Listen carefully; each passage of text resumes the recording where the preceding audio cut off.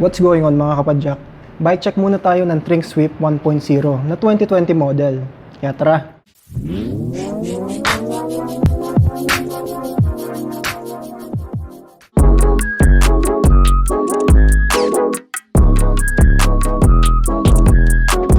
So ito pala yung bagong model ng Trinx Swift 1.0. So ito yung 2020 model.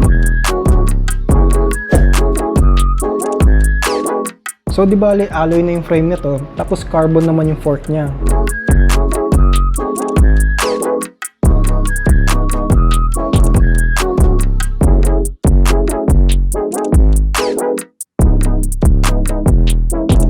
So yung kulay niya is matte. Pati yung decals niya dito is matte na rin. And then dito, internal cabling na rin pala to.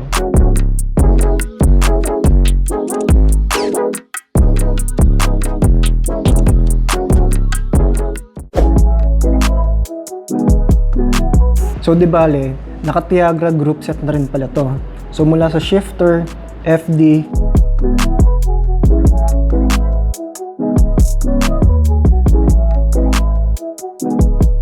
RD, pati crank, naka Shimano Tiagra na to.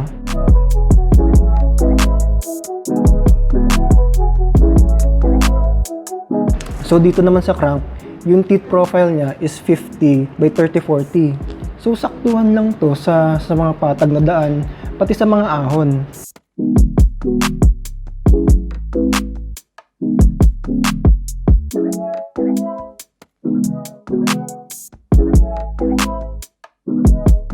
So dito naman sa cassette niya is 10 speed na to, na 11 by 30-40 yung teeth profile.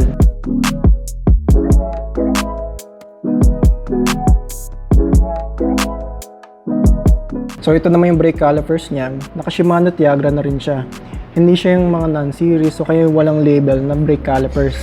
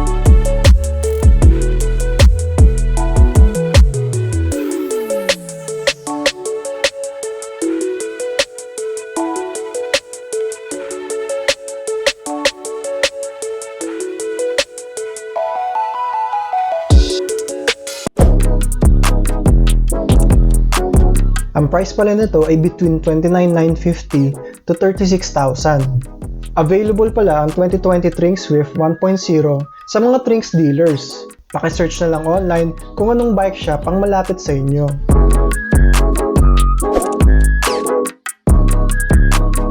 Sa price ito, sa tingin ko ay sulit na to para sa isang aero road bike na naka Shimano Tiagra Groupset na.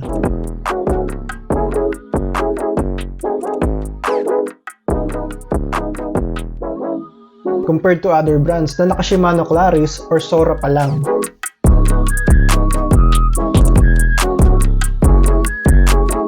Like this video kung nagustuhan mo at comment mo na rin sa baba kung anong bike pa ang gusto mong i-bike check natin. And subscribe and click the bell button para kasali ka na sa bell notification squad ko. That's all mga kapadyak. Till next time.